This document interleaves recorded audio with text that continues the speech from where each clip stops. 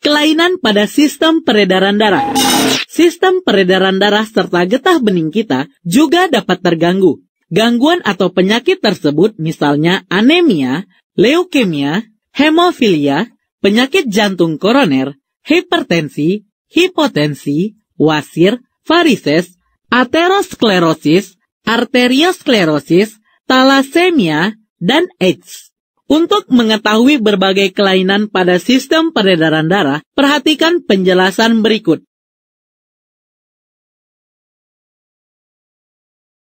A. Anemia. Anemia adalah keadaan tubuh saat jumlah sel darah merah atau jumlah hemoglobin dalam sel darah merah berada di bawah normal. Jadi, pernyataan yang mengatakan bahwa anemia merupakan penyakit kurang darah belum tepat karena seseorang dapat mempunyai jumlah darah yang normal. Tetapi karena jumlah hemoglobin dalam sel darah kurang, maka orang tersebut menderita anemia. Kadar hemoglobin atau HB normal adalah 12-16% dari sel darah merah. Penyebab umum dari anemia antara lain pendarahan hebat, kecelakaan, pembedahan, persalinan, pecah pembuluh darah, pendarahan hidung, dan sebagainya. B. Leukemia. Leukemia adalah pertumbuhan sel-sel darah putih yang tidak normal.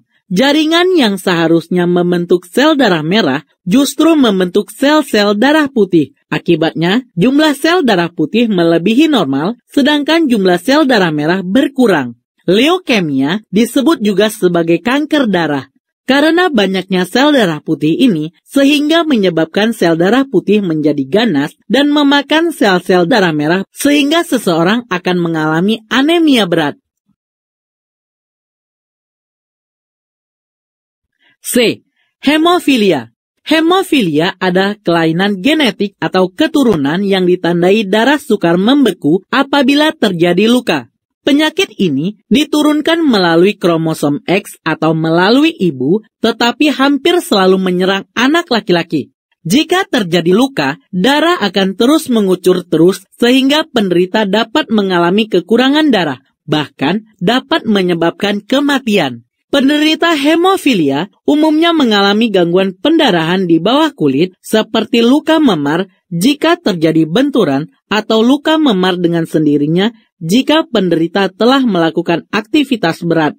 Pembengkakan pada sendi seperti lutut, pergelangan kaki atau siku tangan, dan yang paling membahayakan adalah jika terjadi pendarahan di bagian organ tubuh yang vital seperti otak. Beberapa hal penting yang perlu diperhatikan oleh penderita hemofilia antara lain, tidak boleh minum obat yang mengandung aspirin, obat anti radang non-steroid, atau inometasin dan naproxen, obat pengencer darah atau warfarin atau heparin.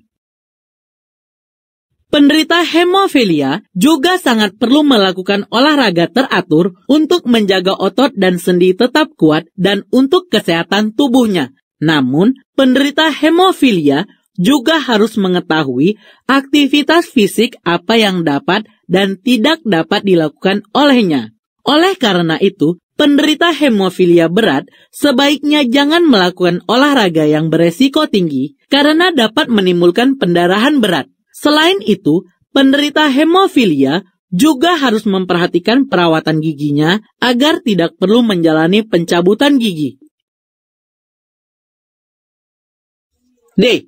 Penyakit jantung koroner atau PJK. Penyakit jantung koroner atau PJK adalah penyakit jantung yang disebabkan adanya penyumbatan atau penyempitan pembuluh arteri yang mengalirkan darah ke otot jantung. Ini menyebabkan aliran darah menjadi kurang lancar, dan apabila tidak segera diatasi, penyumbatan ini dapat menyebabkan sel-sel otot jantung mengalami kematian, sehingga terjadi gangguan dalam kontraksi otot jantung. Orang-orang yang rentan terhadap penyakit jantung koroner adalah tekanan darah tinggi atau hipertensi, perokok, kadar kolesterol total, dan LDL atau low density lipoprotein tinggi, di mana LDL merupakan kolesterol jahat, diabetes mellitus, kegemukan, stres, kurang olahraga, dan faktor genetik. E. Hipertensi dan hipotensi. Hipertensi disebut sebagai penyakit tekanan darah tinggi. Tekanan darah normal adalah 120/80 mm Hg. Sistol umumnya antara 110 sampai 130 mm Hg dan diastol antara 70 sampai 90 mm Hg termasuk normal. Jadi, di atas 130/90 mm Hg termasuk tekanan darah tinggi. Umumnya semakin tua seseorang, tekanan darahnya akan semakin tinggi. Tekanan darah yang selalu tinggi adalah salah satu faktor terjadinya stroke, serangan jantung, gagal jantung, dan aneurisma arterial. Hal ini disebabkan karena tekanan darah yang terlalu tinggi menyebabkan pecahnya pembuluh darah, terutama pada orang yang lanjut usia yang pembuluh darahnya sudah semakin aus karena usia. Gejala klinis yang biasa dialami oleh penderita hipertensi seperti pusing, mudah marah, telinga berdengung, susah tidur, sesak napas, mudah lelah, dan mata berkunang-kunang.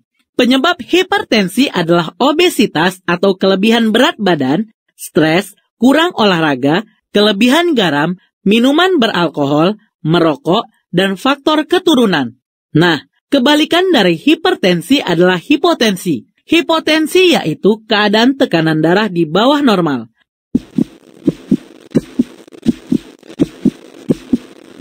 Tekanan darah di bawah 110/70 mm Hg merupakan tekanan darah rendah.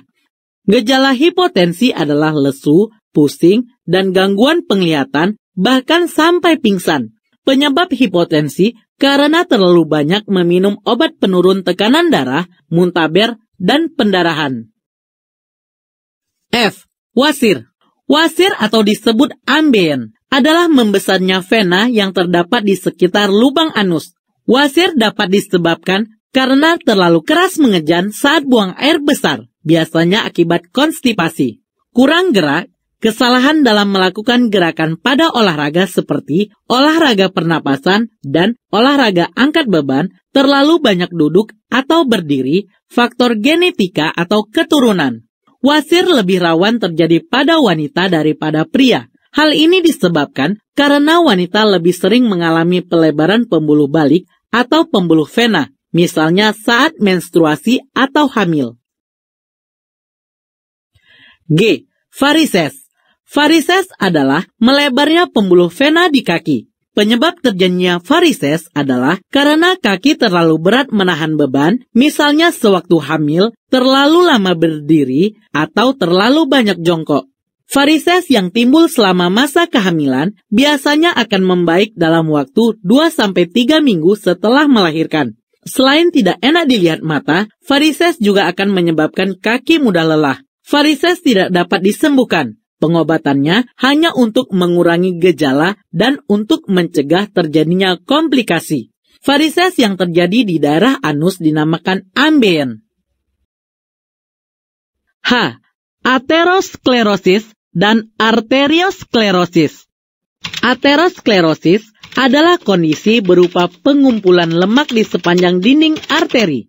Lemak ini mengental, mengeras, atau membentuk deposit kalsium yang disebut plak dan akhirnya mempersempit saluran arteri sehingga mengakibatkan suplai oksigen maupun darah ke organ-organ tubuh berkurang. Akibat plak ini, lubang arteri menyempit dan mengakibatkan tekanan darah tinggi atau hipertensi.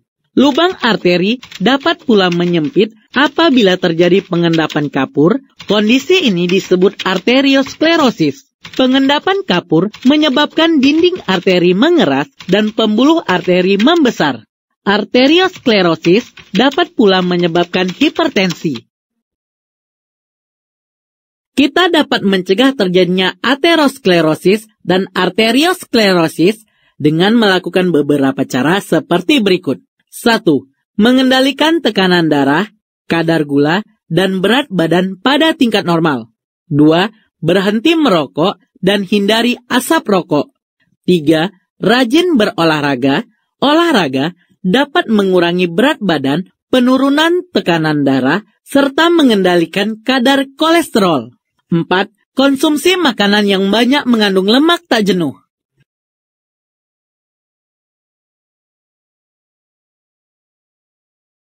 5. Mengurangi konsumsi makanan yang berlemak dan berkalori tinggi, seperti daging merah dengan lemaknya, daging ayam dengan kulitnya, gorengan, gula, serta makanan manis. 6. Mengurangi minuman beralkohol. 7. Kelola stres. Gaya hidup stres tinggi meningkatkan tekanan darah dan memacu kerja jantung dan arteri. 8. Melakukan meditasi dan yoga. Talasemia. Talasemia merupakan penyakit genetik yang ditandai dengan gangguan dan ketidakmampuan memproduksi eritrosit dan hemoglobin. Gejala talasemia sangat bervariasi, seperti anemia, pembesaran limfa, bentuk tulang muka yang abnormal, dan gangguan pertumbuhan. Pembesaran limfa pada penderita talasemia terjadi karena sel darah merah yang rusak sangat berlebihan, sehingga kerja limfa menjadi sangat berat. Akibat talasemia, tulang muka akan berusaha memproduksi sel darah merah sebanyak-banyaknya sehingga terjadi pembesaran tulang pipih pada muka. Gejala ini dapat dilihat dengan adanya benjolan dahi, jarak antara kedua mata menjauh, dan tulang pipi menonjol. Sampai saat ini, belum ada obat yang dapat menyembuhkan penyakit talasemia secara total. Pengobatan yang paling optimal dengan transfusi darah seumur hidup dan mempertahankan kadar hemoglobin selalu sama di atas 12 gram per desiliter. Namun, orang yang sudah sering melakukan transfusi darah menyebabkan terjadinya penumpukan zat besi di organ hati, jantung, paru-paru, otak, dan kulit yang tentunya dapat mengganggu fungsi dari organ-organ tersebut.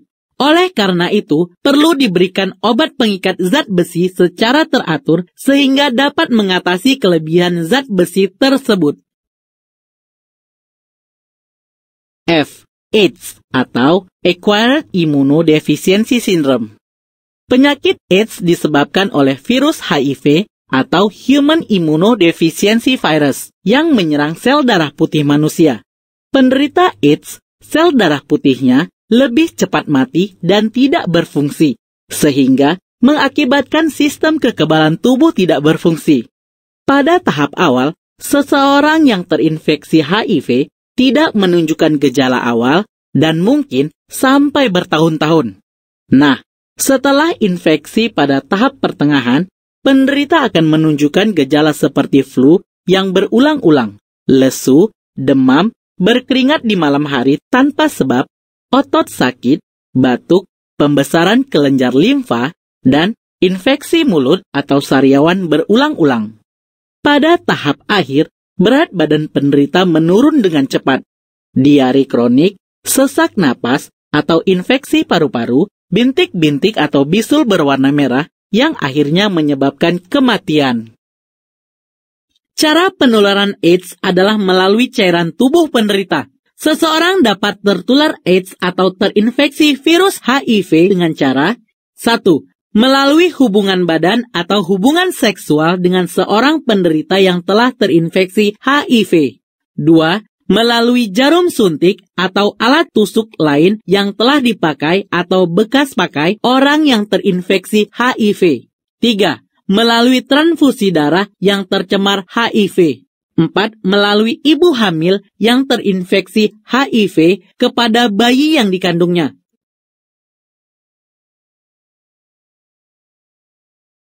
Kamu telah mengetahui bagaimana cara penularan AIDS. Sekarang, kamu akan mempelajari cara pencegahan AIDS antara lain 1. Setia pada pasangan. 2. Hindari penggunaan jarum suntik bersama-sama. 3. Bila ingin menggunakan alat tusuk seperti akupuntur, tato, melubangi telinga, dan sebagainya, pastikan bahwa alat-alat yang dipakai telah steril. 4. Bila ingin melakukan transfusi darah, pastikan bahwa darah tidak tercemar HIV.